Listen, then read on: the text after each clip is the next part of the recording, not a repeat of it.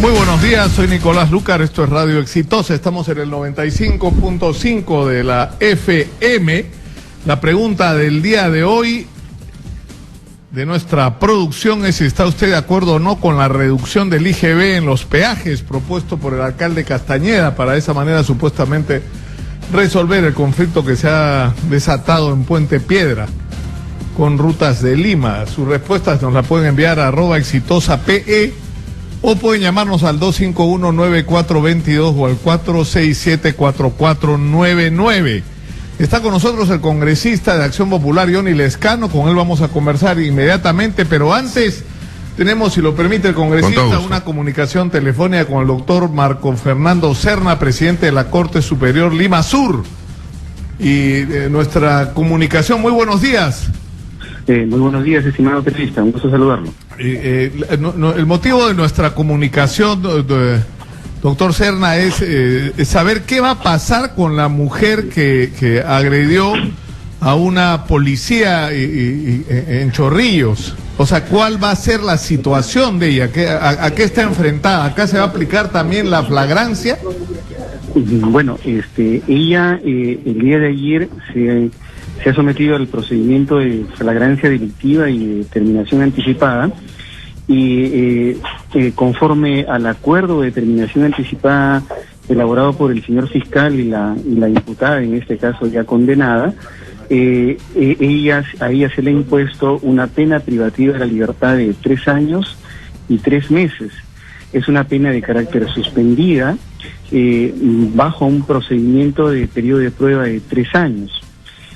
Adicionalmente también, de acuerdo siempre con lo propuesto por el señor fiscal, se le ha impuesto una pena de inhabilitación por el periodo de 2 años. O sea, dentro de este periodo, la condenada no podrá, está desautorizada, no está habilitada para conducir vehículos.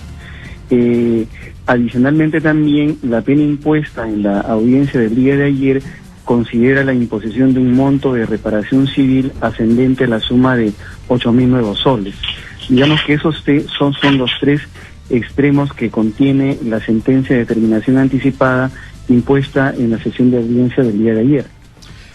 El mensaje que se está mandando con eso, doctor Serna, es que hay que respetar a la policía por un lado y que no va a haber impunidad en ninguno de los casos, ¿no es cierto? Porque comparativamente puede resultar una sentencia leve, pero digamos, lo que significa es que esta señora no va a poder manejar un vehículo por 2 años, y si se sale de cualquiera de las reglas de conducta establecidas ya podría terminar en la cárcel.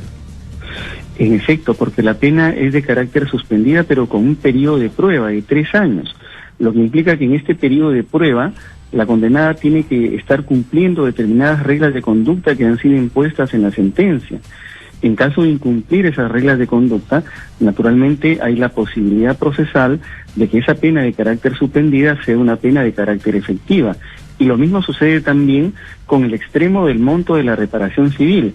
Fíjese que la sentencia del día de ayer le impone a la condenada el pago de 4.000 nuevos soles que deberán hacerse efectivo este 25 de enero.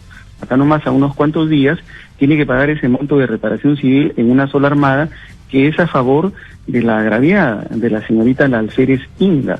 Entonces, esas reglas de conductas tienen que ser escrupulosamente cumplidas por la condenada. Como bien dice usted, el Poder Judicial, atendiendo a una situación como la presentada, cuando los elementos probatorios así lo sostienen, efectivamente el Poder Judicial en ningún caso puede permitir un caso de impunidad. Entonces, acá se ha impuesto una pena, se han inhabilitado a esta persona para conducir vehículos y se le ha impuesto, consideramos de manera proporcional, gradual y con el daño causado, un monto de reparación civil a favor de la Alférez Inga. Yo le agradezco mucho por atendernos. Ha sido el doctor Marcos Fernando Serna, presidente de la Corte Superior de Justicia de Lima Sur. Muy amable. Buenos días. Muy buenos días. Muy buenos días. Está claro el mensaje. Tenemos a Henry Bautista en la Contraloría General de la República con información de último minuto desde ahí. Adelante, Henry. Correcto, muchas gracias, Nicolás. Reiterado buenos días. Indica que en estos momentos el Contralor General de la República, Edgar Alarcón, viene brindando este informe al detalle de la participación de la Contraloría General de la República con relación a la presencia de Odebrecht en el Perú, tanto en empresas consorciadas como en casos individuales. Se han intervenido en 16 proyectos, de los cuales se ha encontrado un perjuicio económico en contra del Estado por un monto mayor a los 283 millones de dólares. En estos momentos se viene detallando en relación a la carretera Chaca-San Luis, que se hizo en el Callejón de Guayla, donde el monto de perjuicio económico alcanzó los 58.717.000 soles. Escuchemos. Radio Exitosa, transmisión en vivo desde la sede de la Contraloría General de la República. Siguiente proyecto en relación a Intersector Norte, donde el perjuicio económico alcanzó los 12.508 soles, donde se alcanzaron 4 informes para alertar a la empresa de Sedapal sobre las irregularidades de la obra. La obra costó 160.000 soles. Escuchemos. 60 millones de soles. Se determinó responsabilidad civil y administrativa y el presunto perjuicio económico de 12.508.000. Los presuntos involucrados o responsables: el gerente general, el comité, el jefe de equipo de asuntos legales, el gerente de proyectos y obras y otros. ¿En qué estado está el proyecto? Está en el 20º Juzgado Civil de Lima, en etapa probatoria. Y estos informes son del año 2009. Exitosa. El Contralor General de la República, Henry Bautista, nos ha traído la transmisión. Desde allá está haciendo un reporte sobre las observaciones que tiene la Contraloría con respecto a 16 de las obras, ha sido más de 100 en los proyectos en los que ha participado la empresa Odebrecht desde el año 79 en que opera en el Perú. Una buena pregunta para la Contraloría sería: ¿qué pasó, no? ¿Qué pasó? Es decir, la propia gente de Odebrecht está reconociendo que en el Perú se pagan de una manera sistemáticamente coimas en las obras públicas y la Contraloría General de la República no se dio cuenta en los últimos 40 años, ¿no? ¿Qué les parece? O 37, ¿no? 36 años. Increíble. Increíble. Está con nosotros, como ya lo anunciamos, el congresista Johnny Lescano, representante de Acción Popular. Yo quisiera que comencemos, congresista, por su opinión con respecto a esta propuesta que acaba de hacer el alcalde de Lima. A mí me parece absolutamente insuficiente. Sacarle el IGB a los 5 soles, 4 soles que paga un ciudadano son meros centavos que no significan absolutamente nada.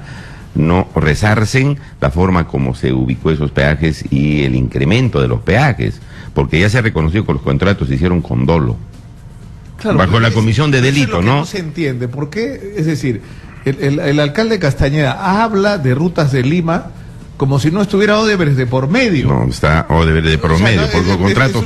o sea, se olvida de ese detalle. Sí, no. El contrato que surgió con dolo, y eso los abogados lo sabemos bien, son nulos, con dolo, con la comisión de delitos, en este caso, reconocido por la misma empresa. Esos contratos debían ser declarados nulos. Por lo menos el alcalde debía decir: señor, los incrementos del peaje ya no se cobran. Por lo menos eso.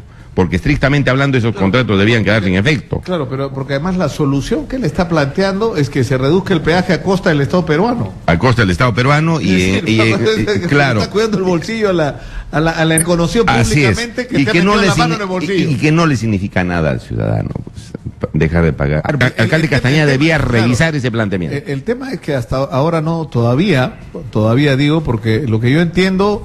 Y ahora cobran lógica ciertas iniciativas que ha tomado el Ministerio Público, porque ha sido el Ministerio Público el que ha solicitado,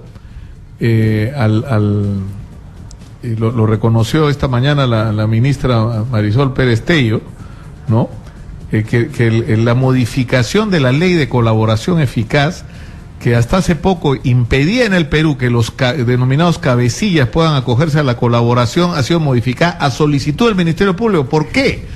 Porque el Ministerio Público ha pedido información y ha entrado en contacto con las autoridades del Ministerio Público brasileño, y hay información, yo entiendo, no de decenas, de cientos de políticos peruanos, expresidentes, exministros, ex funcionarios de alto rango, Exministros, sí, exalcaldes, gobernadores regionales, algunos en ejercicio, periodistas, estudios de abogados. Es decir, hay una cantidad de gente involucrada que ha sido denunciada o que ha sido, digamos, sobornada, delatada por Odebrecht, claro, de haber recibido sobornos. Ahora, no sabemos si Rutas de Lima está en la lista de lo que ha reconocido Odebrecht como una de las obras por las que pagó comisión ilegal, ¿no? Eso no. Bueno, pero yo creo... pero eso va a venir, yo entiendo que ya está solicitado, ya se creó el marco para que el señor Barata, que era el jefe de Odebrecht en el Perú, se acoja a la colaboración eficaz, igual que el señor Marcelo Odebrecht. Así es, sí. Y nos cuenten todo. Así es, pero al margen de eso, ya lo hubieran dicho,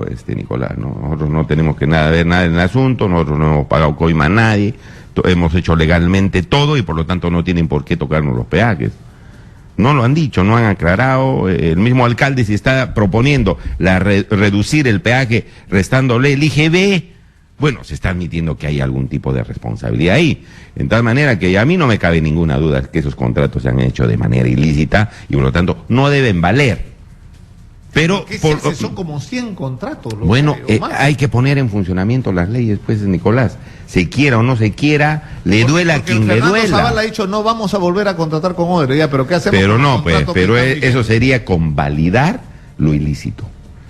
Esa propuesta del primer ministro, decir, oiga, no vamos a contratar con las empresas que han incurrido en corrupción. O sea, que lo anterior, que los corruptos han hecho, sí vale. Y por lo tanto la ley no rige, la ley es burlada. Se la han bypaseado la ley, no tiene ningún sentido. Eso sería convalidar el delito, la ilicitud, el dolo, la mala fe. Y según la ley, eso no puede surtir efectos. Entonces, a mí me parece una posición muy tibia, además, pues, ¿no? Yo, por lo que entiendo, todos estos contratos tienen una cláusula anticorrupción. Es decir, tiene una cláusula donde se establece que se acredita la comisión de un delito de corrupción en el proceso se paga pues una indemnización y caen los responsables. Es una pero así no haya, Nicolás, así no esté esa cláusula. La ley lo dice. El Código Civil y otras normas lo dice. Ahora, ¿qué va a pasar, Johnny, cuando la información empiece a salir? Bueno, los ladrones a la cárcel, pues, ¿no? Ayer lo hablaba con el ministro Carlos Basombría y él decía que tiene que ocurrir, que ocurra lo que tenga que ocurrir. Sí, que toda la verdad se sepa y así que esto sea una especie de una limpieza, pues, un saneamiento, sí, de limpieza. Yo creo que se tiene que aplicar la ley, porque si no vamos a estar, pues, con medias tintas y eso convalida todo lo malo que se está haciendo en el Perú. Hay distinguidos opinólogos, políticos y todos los demás delincuentes que son en realidad de cuello y corbata, que andan sueltos por las calles como si nada, que tienen poder, que tienen dinero y todo lo demás, que son opinólogos, que están ocupando cargos públicos, cargos internacionales y todo lo demás, y eso no se puede de ninguna manera permitir. Hay que hacer un saneamiento, hay que hacer una limpieza. Si se tiene que meter a la cárcel, se tiene que meter a la cárcel. Vemos en otros países que se está haciendo. ¿Por qué no hacerlo aquí en el Perú? Si las leyes ahí están y las leyes se han violado. Yo creo que se tiene que hacer de todas maneras eso. Ahora, el tema que tenemos enfrente es que, por ejemplo, el procurador ha pedido que se cite en este proceso al propio presidente Pedro Pablo Kuczynski en su condición de exministro. Ahora, ¿qué pasa si Pedro Pablo Kuczynski es incluido en el proceso? Bueno, se ha cometido y entraría en una... ¿Vamos a tener un presidente procesado? No, yo diría que es delicado, porque si se prueba que él ha estado, ojalá que no sea así, que se ha estado involucrado en estos actos ilícitos, vacancia, hay incapacidad moral. Tendría que ser vacado y sacado de su cargo. Es lo que correspondería. Esperemos que no sea así. Pero yo no creo que él tenga... ¿Pero qué significaría eso? ¿Que un adelanto de las elecciones o que... No, queda el vicepresidente, pues, el vicepresidente. Martín Vizcarra. Exacto. Y se tendrá que seguir adelante. Pero esperemos que eso no sea así, pues, ¿no? Él ha dicho que va a ir, que va a recibir a las comisiones investigadoras, que no tiene ningún problema para contestar. Me parece buena predisposición del presidente. Pero tiene que declarar, porque son hechos graves que tienen que ver con el Estado peruano, con la vigencia de la ley, ¿no? Con los recursos públicos del Estado que se han despilfarrado o corruptos que han recibido dinero en base a obras públicas. Eso pues hay que cortarlo de una vez por todas, ¿no? Ahora, esto nos lleva, de esto se ha hablado, lo ha hablado Jenny Vilcatoma, lo ha dicho también Víctor Andrés García Belaúnde, es decir, esta investigación inevitablemente va a alcanzar no solamente a Odebrecht, sino, para empezar, a todas aquellas empresas extranjeras o peruanas, como el caso de Graña y Montero, que han estado asociadas en consorcios con empresa Odebrecht. Claro, lo obviamente. que decía Víctor Andrés es, o sea, ¿qué se presupone? ¿Que Odebrecht pagó la comisión y solo repartían la obra y las ganancias? O sea, o más bien se puede presumir que el pago de comisiones podría haber sido compartido. En todo caso, estas empresas también tendrían que ser... Tienen que ir a las comisiones investigadoras en el Congreso, tienen que ir a la Fiscalía, y bueno, y si se prueba de que se han repartido las comisiones, también hay que sancionarles y imponerles la ley. Para eso se está creando y se están llevando a cabo las investigaciones. Ahora el Ministerio Público es mucho más específico, mucho más fino en este tipo de investigaciones. Ojalá que en el Ministerio Público, en la Fiscalía, se pueda llegar más estrictamente a la verdad, ¿no es cierto? En el Congreso también, ojalá. Yo lo que entiendo es que el doctor Pablo Sánchez está notificado de lo que hay en Brasil. Está viajando ahí al Brasil para traer información. No, él sabe perfectamente lo que hay, y lo que hay le ha causado una enorme preocupación. ¿Por qué? Porque por lo que se sabe, y reitero, o sea, Alan García,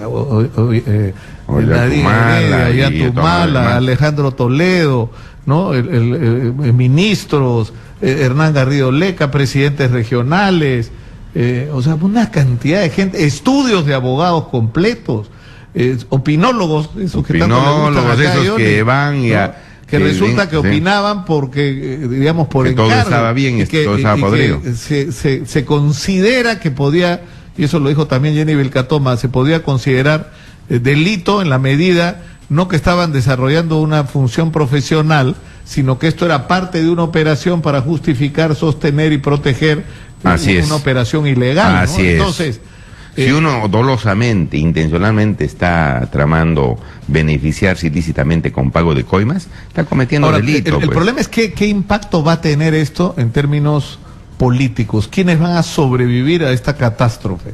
Los fujimoristas.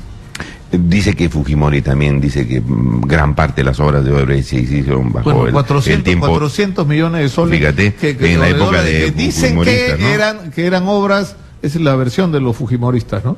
Que me lo dijo acá el congresista Becerril. Él dice que son obras que se contrataron en la época de Alan García y que cuando vino el gobierno de Fujimori lo único que hicieron fue ejecutarlas, pero ellos no tuvieron ninguna contratación. Bueno, que lo prueben, porque todos tienen que estar bajo la investigación correspondiente, Nicolás. La moción que se ha aprobado en el Congreso no establece plazo, no establece gobiernos específicos, es averiguar a quiénes, cómo, en qué tiempo se pagaron coimas por parte de empresas brasileñas a corruptos funcionarios peruanos. Ahora, esa es la moción. Y eso coge y eso comprende a cualquier gobierno. Ahora, pero ¿usted es consciente, congresista, que esto va a ser destructivo para la clase política? Yo creo que se limpie la clase política, porque muchos políticos son corruptos, pues. Lamentablemente es así, son lobistas. ¿Va a sobrevivir Acción Popular? ¿Va a sobrevivir? El que tenga que sobrevivir, pero que sea gente sana, pues, Nicolás.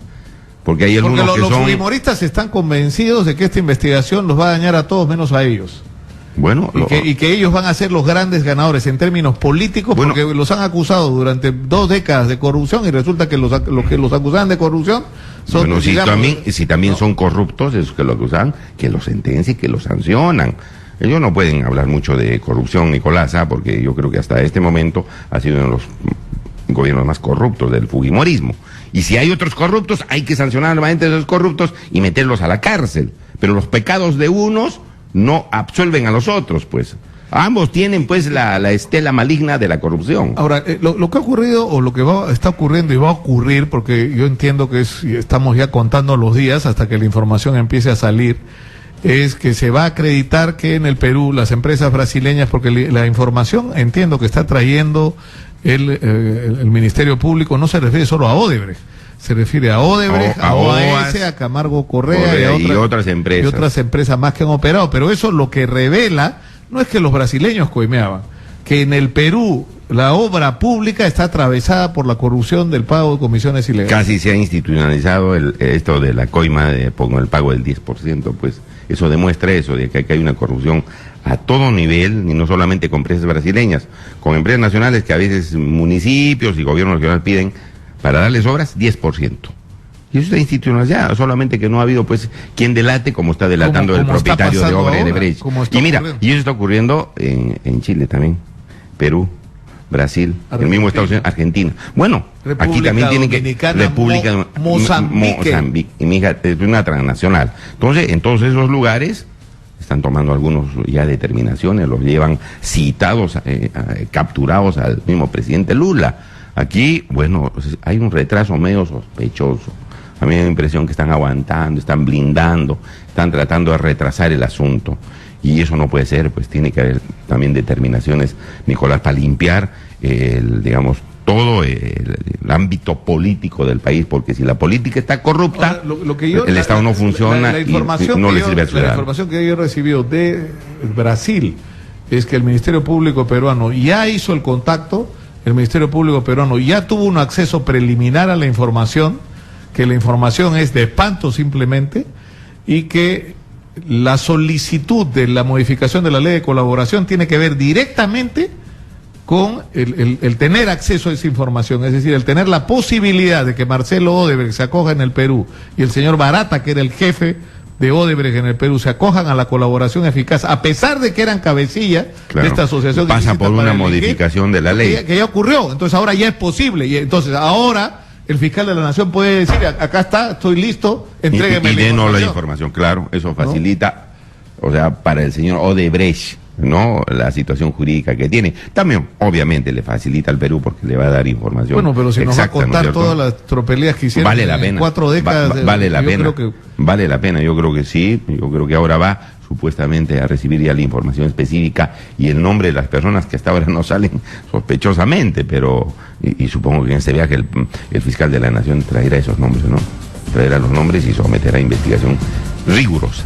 Muchas gracias a Johnny Lescano, congresista de Acción Popular, Nicolás, por estar con nosotros esta mañana aquí en Exitosa. Muy gentil. No, muchas gracias. Vamos a ir a la pausa, vamos a regresar con Benito Portocarrero y Víctor García Toma. Benito Portocarrero es el gerente de imagen institucional del RENIEC y Víctor Toma ha sido presidente del Tribunal Constitucional. Vamos a hablar con ambos sobre este tema tan complicado que se ha generado a raíz de una resolución de un juez constitucional en el sentido de reconocer el derecho a que el economista peruano Óscar Ugarteche tenga el registro en su DNI como casado, pese a que se ha casado con el señor Fidel Aroche. Es decir, que él es una persona que ha utilizado el derecho que existe en México al matrimonio gay, cosa que no le gusta nada acá. Ya no existe con lo de la ley contra la prostitución, pues. No, pornografía. Pornografía. No, yo, Nicolás. ¿Va a retirar el proyecto? No lo voy a retirar. Pero mire, hay que ser consecuente porque algunos se quejan contra la televisión basura. Tú dices, la televisión basura, ¿cómo es posible que hayan muchachos y mujeres ahí a las 3, 4 de la tarde en Canal 4, Canal 5, y después están defendiendo la pornografía? Dicen, la televisión más basura daña a los niños y a los adolescentes. Y la pornografía no los distorsiona. Los chiquitos a las 5 de la mañana, 7, 8, 9, 10 de la noche o 3 de la tarde, ¿no tienen en sus celulares la pornografía a disposición en sus casas? Pues lo tienen, pues. Y eso dice, eso no hace daño, eso está bien. Vamos a organizar un debate. Pero sí, hermano, yo le he dicho a Nicolás, quien quiera debatir, vamos a debatir. Yo quisiera decir, ¿cuál es lo positivo? ¿Cuál es el beneficio que trae la pornografía a ti como persona, a una mujer, a un niño o adolescente? ¿Y cuál es lo negativo que trae? Los pedófilos no son los que utilizan la pornografía intensamente para capturar a los niños y violarlos. No hay un gran interés. Se refiere a otro tipo de pornografía. No, pues, pero no, la pornografía, dejémoslo ahí. Claro, yo creo que formalmente al por eso te digo, mira, yo he presentado ya el proyecto de ley contra la televisión basura. Con eso no han dicho nada. Lo voy a publicar en mi página web, contra la televisión basura. Ahora, digamos, pues, a ver, ¿qué opinen? No, porque algunos defienden la pornografía. No dice. Organicemos el debate. Con todo gusto, Nicolás. Con todo gusto. Saliendo de la entrevista hablamos de pornografía en la internet. Regresamos tras la pausa. Ya son las 10:35. Ya volvemos con Nicolás Lucar en Exitosa. Despegar.com, hoy se viaja. Aprovecha las mejores ofertas de Despegar.com para viajar por tu país muy barato. Además, pagando con tarjetas Ripley tienes un 30% de descuento en vuelos y hoteles en Perú. Con Despegar.com, el momento de viajar por Perú es ahora.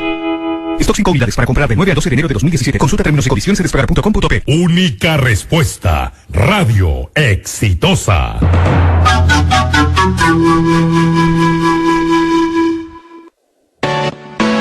Porque lo bueno no tiene que ser caro. Cuadernos Universal. Nuestro papel ultra blanco y resistente hace que nos prefieras. Nuestros diseños exclusivos con más de 100 licencias hacen que nos elijas. 30 años nos respaldan. Nuestros productos superan en calidad a todas las marcas en el mercado, pero a un precio menor, hasta 30% menos. Cuadernos Universal, porque lo bueno no tiene que ser caro. Informes y ventas 651-472, 999-753203. ¡Pelotón! ¡Firmes! Ustedes combatientes pensaron que ya no volvían. Pues se equivocaron. El público los reclama. Así que se acabó el recreo. En este programa van a entregar alma, corazón y vida. Van a demostrar que son lo mejor de lo mejor. Y si no dan la talla, pues se van a la competencia. Regresa el reality solo para ganadores. Combate Comando. Muy pronto por ATV. Si piensas en muebles, piensa en Plaza Hogar, donde encontrarás muebles de calidad según tus necesidades a los mejores precios. Angamos 1551 Surquillo. Radio Exitosa en Lima 95.5. El microinformativo de Exitosa.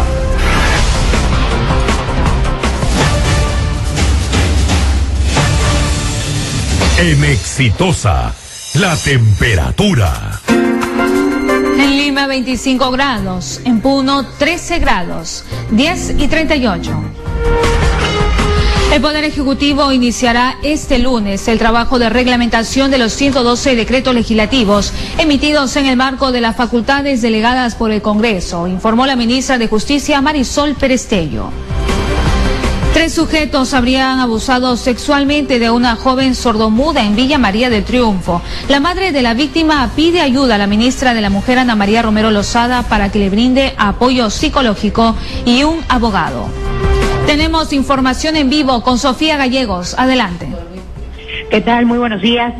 Información en vivo, nos encontramos en la sede de la Contraloría General. En estos momentos, el Contralor General Edgar Alarcón Tejada ofrece ya los resultados del control justamente sobre el caso de Odebrecht. Escuchamos. El Contralor me permite preguntar a mi colega el informe específicamente qué autoridades, en caso de estas no han enfocado presuntas intenciones. ¿Qué autoridad? Usted está en Radio Exitosa 95.5 FM. En estudios, el gerente de imagen institucional de RENIEC, Benito Portocarrero, y más adelante Víctor García Toma, expresidente del Tribunal Constitucional. 10 y 40.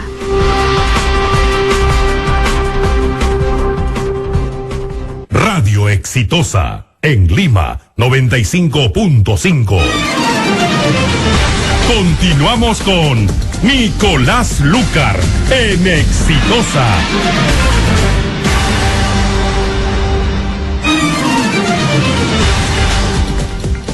¿Qué hora es? Son las 10:39 de la mañana. Está con nosotros Benito Portocarrero Grado, gerente de imagen institucional del RENIEC, que dicho sea de paso es una de las instituciones más eficientes del Perú, más modernas, ¿no?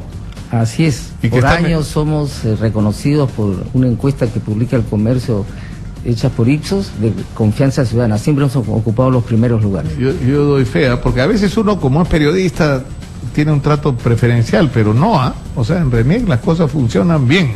Así es. Es la prueba de que se pueden hacer las cosas bien, que no tienen que ser los trámites engorrosos ni andar complicándole la vida a uno. Pero ahora el RENIEC está metido en un tremendo problema, va a terminar hasta en tribunales internacionales. ¿Por qué?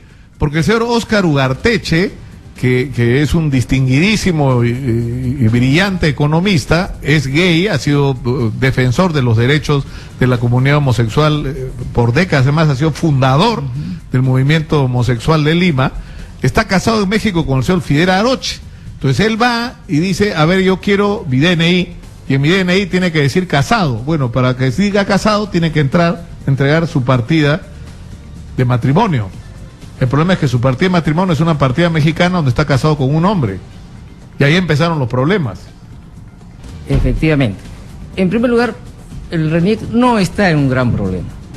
La cosa, hay que bajarle un poquito el tono porque la gente se emociona demasiado con estos temas. Y pierde un poquito la frialdad y la lucidez. El tema es muy sencillo. El séptimo juzgado constitucional, ante la solicitud del doctor Ugarteche de que el RENIEC inscriba su matrimonio en el Perú, ha dicho el RENIEC debe inscribirlo. Sobre el tema, hasta ahora no hemos sido notificados oficialmente. Pero ¿qué tendría que ocurrir? Si existe esa resolución judicial, ustedes pueden apelar, pero mientras apelan tienen que aplicar la resolución, ¿o no? Depende cómo venga la resolución. Efectivamente, si la resolución dice, inscribe usted en los 2 días, tendremos que inscribirla. Y vendrá la apelación. Ahora, muchos dicen, el RENIEC, ¿por qué tiene que apelar? No debería apelar, debería aceptar, porque si apela es que están demostrando que son homofóbicos, enemigos del matrimonio igualitario. Quien ve estos casos en el RENIEC es la Procuraduría. Y la Procuraduría no depende ni del jefe de RENIEC ni de la institución, sino del Consejo de Defensa Jurídica del Estado, que por norma apelan en aquellos casos que pierden.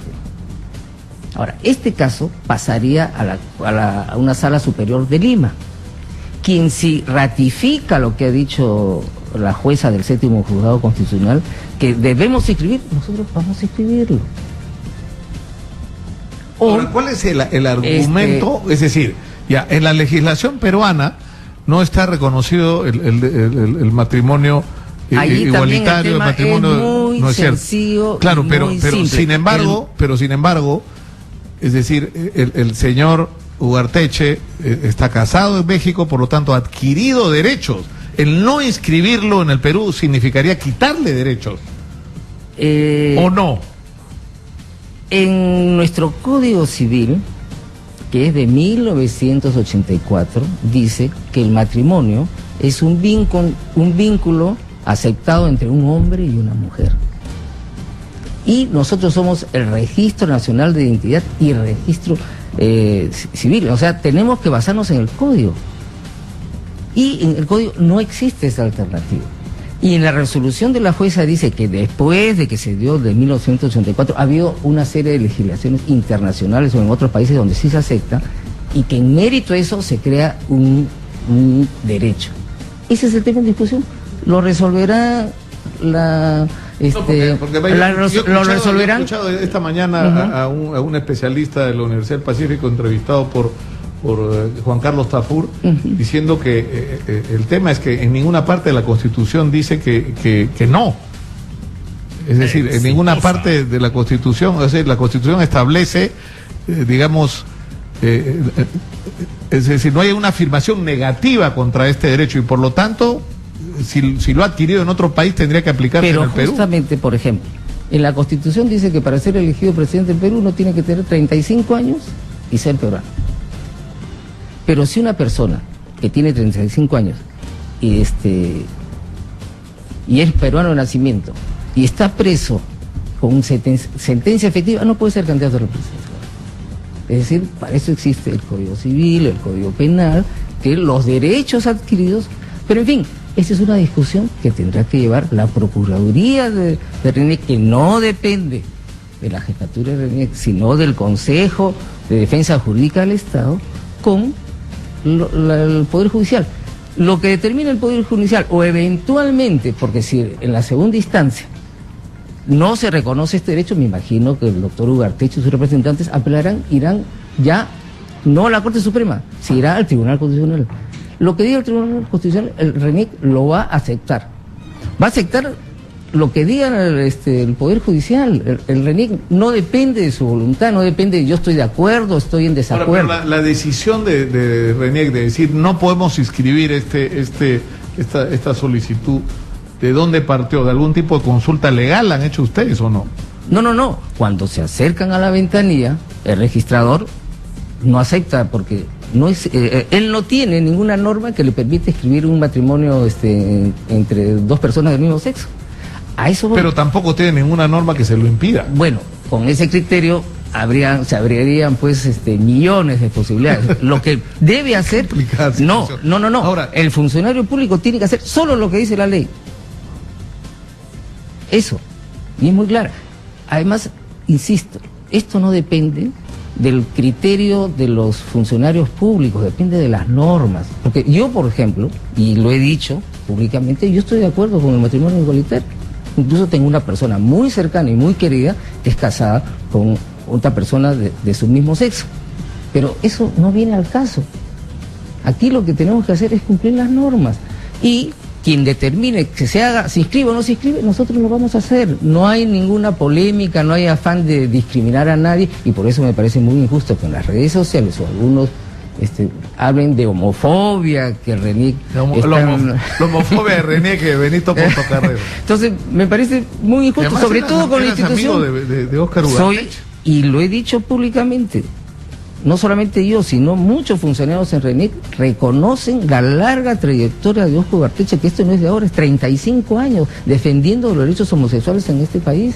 Y nosotros, yo personalmente y mucha gente en RENIEC reconoce eso. Exitosa. Pero nosotros como funcionarios públicos está más allá de nuestro buen parecer o mal parecer. Ahora, esto se va a convertir, muchas gracias a Benito Portocarrero, gerente de imagen institucional de RENIEC, por estar con nosotros. Esto se convierte en un tema constitucional. Está el doctor García Toma con nosotros, vamos inmediatamente a conversar con él. Muchas gracias, Benito. No, gracias que nos permitan aclarar este tema. Pero por supuesto, mientras se instala acá el doctor Víctor García Toma, Fiorella Cruz sigue recorriendo los distritos en la ciudad para tomarle el pulso a la gente.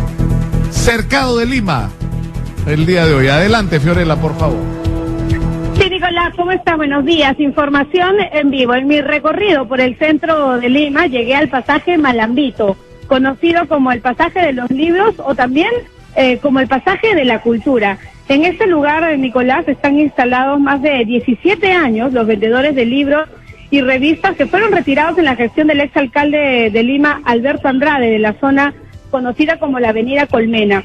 Hoy ellos están pidiendo al municipio de Lima, al alcalde Luis Castañeda Locio, que este lugar sea declarado como el Boulevard de la Cultura. Yo estoy con el señor Pedro Mejía Díaz, él es dirigente de vendedores de libros de esta zona del pasaje Malambito. Señor Mejía, muy buenos días y bienvenido a Radio Exitosa. En primera instancia queremos conocer un poco de historia. ¿Cómo llegan ustedes a esta zona del centro de Lima? Nosotros trabajamos en la Colmena muchos años y cuando se hizo se dio una ordenanza para la reubicación del comercio informal, esta zona donde que estamos estaba lleno de ratero, prostitución, drogadicción. Entonces nosotros en conjunto con los vecinos tomamos este pasaje y lo hicimos Boulevard de la Cultura. Le convertimos ese pasaje en vender libros, ¿no? En extender nuestra cultura a todo el vecindario y a las escuelas y academias que hay por acá. Pero ahora ustedes, señor Pedro, lo que quieren es que esta zona sea declarada como el Boulevard de la Cultura. ¿Cómo va la documentación con el municipio de Lima? Antes de eso, puedo hacerle aclare que el finado, el doctor Andrade, vino para acá a felicitarnos porque la forma de hacer cultura de esta forma en la calle, nos felicitó después y él nos reubicó acá, nos dio la facilidad para seguir ahí con el incendio. A él inclusive le empezamos a pedir que eso sería un boulevard. Él nos prometió desde ese entonces hacer un Boulevard de la Cultura. Y dándole a su respuesta, sí, lógicamente seguimos gestionando con la alcalde Castañeda, también nos ofreció apoyar. Nosotros trabajamos con todos los alcaldes. Los alcaldes a veces pasan, pero nosotros continuamos, gracias acá, con difundiendo la cultura. Entonces seguimos gestionando con la alcaldesa Villarán, también nos apoyó. Ahí hemos logrado un poco más, ya habíamos logrado tener el código de SNI para hacer el Boulevard de la Cultura, pero fuimos nuevamente a a la nueva gestión del doctor Castañeda, nos dijo que el presupuesto, no había el presupuesto para concretar la idea del bulevar, pero no nos negó a hacerlo también, le dijo, vamos a tratar de influenciar de una y otra forma y lograrán el bulevar. En todo caso, se hace la exhortación respectiva, ¿no?, a las autoridades del municipio. Sí, señorita, me gustaría ya, si alguien escucha, que por favor no se olviden, esta es una zona que, digamos, lo hemos recuperado, los libreros lo hemos recuperado de acá, y nos gustaría que esto algún día, inclusive el señor Castañeda estaría inaugurando. Él también sabe que nosotros hemos estado muchos años acá, y gracias, como digo, a la gestión que nos hizo el señor, el doctor Andrade, el Finao Andrade, y desde esa gestión estamos.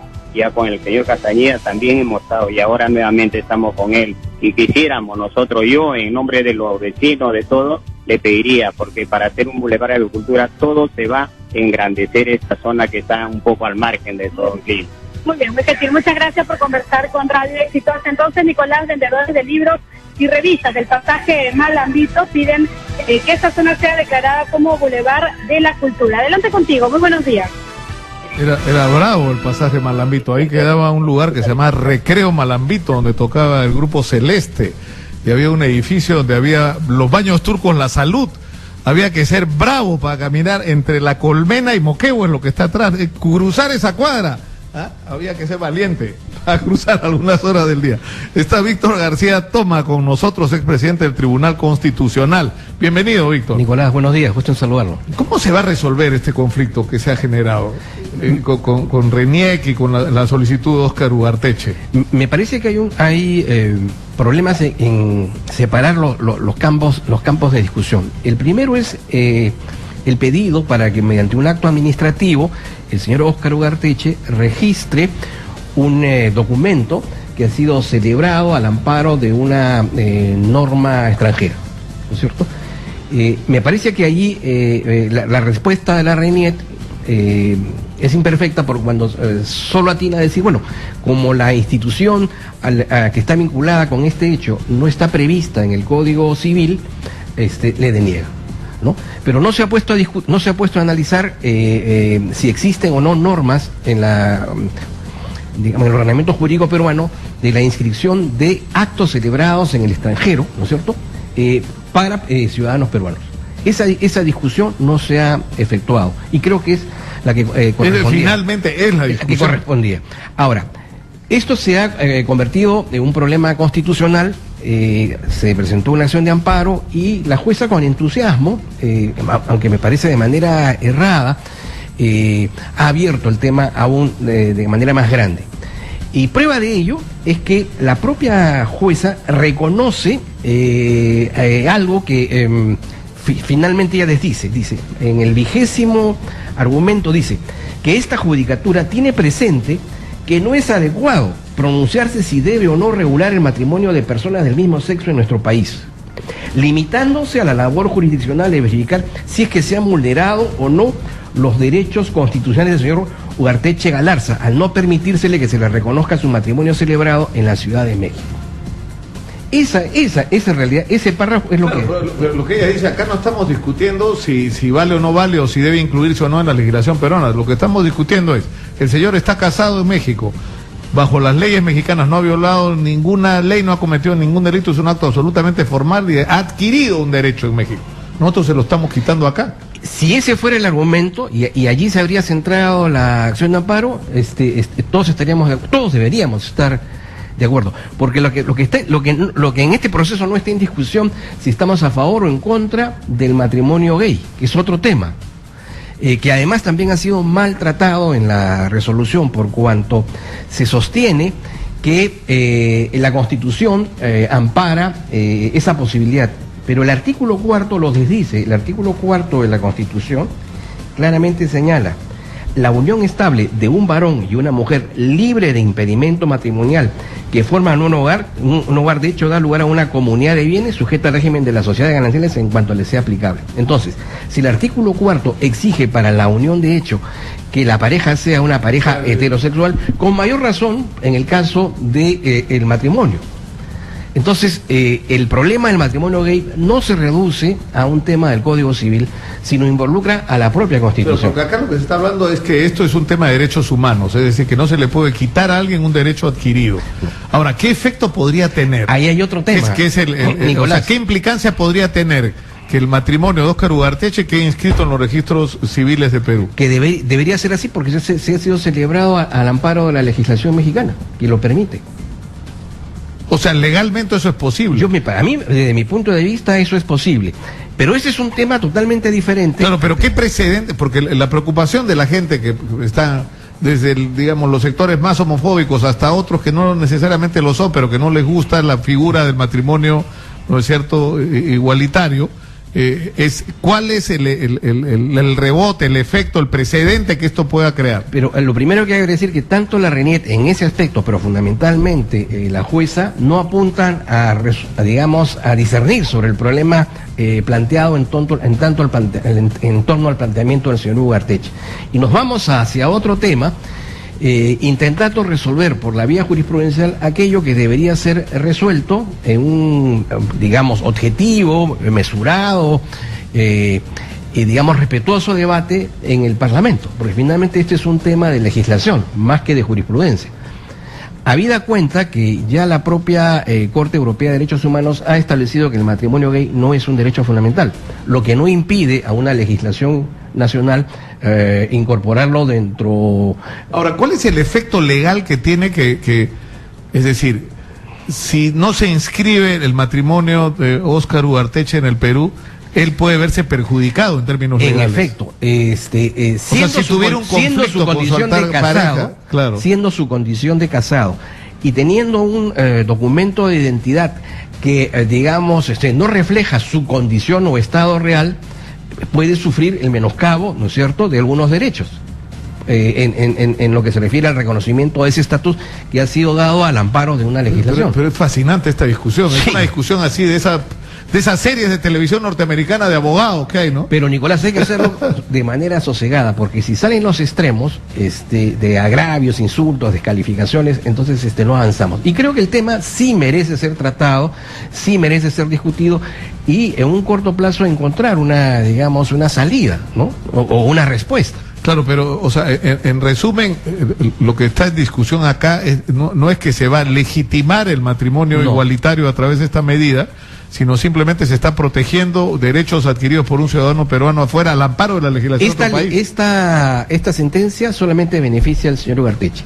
Podría, si se confirma, cualquier otra pareja, que ha obtenido ha efectuado un matrimonio extranjero, ampararse en esta jurisprudencia. Pero ese es el efecto. Pero eso no significa que una pareja quiera casarse en el Perú al amparo de esta legislación. Ni lo dice ni lo podría hacer. Ahora, en resumen, usted con la autoridad que tiene como constitucionalista, ¿tiene razón en su reclamo, Óscar Ugarteche? El señor Óscar Ugarteche, me parece que tiene razón. No ha habido un tratamiento adecuado en RENIET, pero el señor Portocarrero ha dicho lo que es correcto también. La RENIET solo puede hacer aquello que expresamente le está autorizado por la ley. Eso es verdad, ¿no? Pero aquí hay un problema que hay que resolver, es qué hacemos con aquellos actos registrales, actos celebrados al amparo de una legislación extranjera que intenta ser registrados en el ordenamiento jurídico peruano, ¿no? Ese es el tema. Ese es el marco de la discusión. Muchas gracias a Víctor García Toma por estar con nosotros. No, gracias también, Nicolás. Con nosotros esta mañana. Muy gentil y muy esclarecedor su punto de vista. Nosotros vamos a ir a la pausa y vamos a regresar con más. Estamos en Radio Exitosa 95.5 de la FM. Volvemos.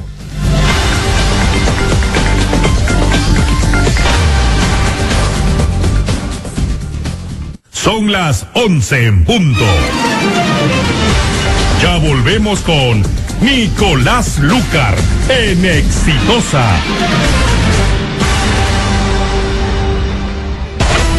Las 24 horas. Responde Radio Exitosa. El Estado tomará medidas contra los corruptos. A ver, señora de Mina Exitosa, Todo periódico te impresiona por su portada, pero Diario Exitosa también por su contenido te conquista a primera vista. Lo compras y lees día tras día porque te informa sin ocultar nada. Los hechos del Perú y el mundo que te interesan están en Diario Exitosa. Noticias sin mordaza, bien dichas y sin intereses de ninguna parte. Totalmente independiente. Diario Exitosa. 50 céntimos que informan 100% la verdad. Muy pronto, todo lo que estaba oculto, las nuevas parejitas del verano y todas las travesuras de los famosos serán reveladas. Cuéntamelo todo. La bella y divertida Sofía Franco llega para destapar los secretos de la farándula. Los ampais más candentes tienen las horas contadas y tú no te puedes perder todos los detalles. Cuéntamelo todo.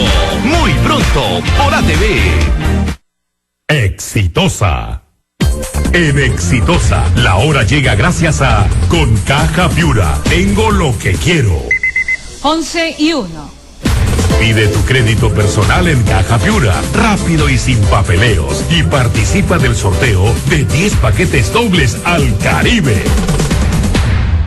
Radio Exitosa, en Lima, 95.5. El microinformativo de Exitosa. 11:02. Tenemos información en vivo con Sofía Gallegos. Adelante.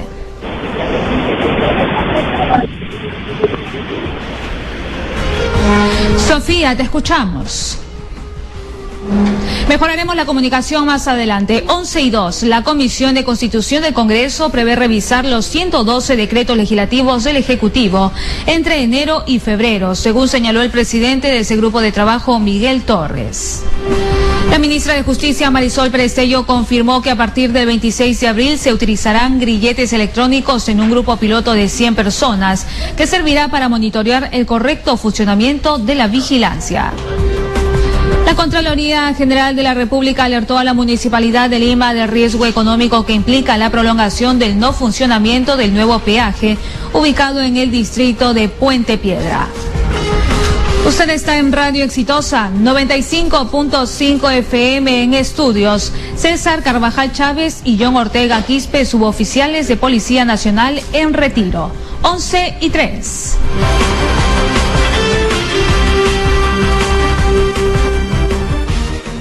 Radio Exitosa, en Lima, 95.5.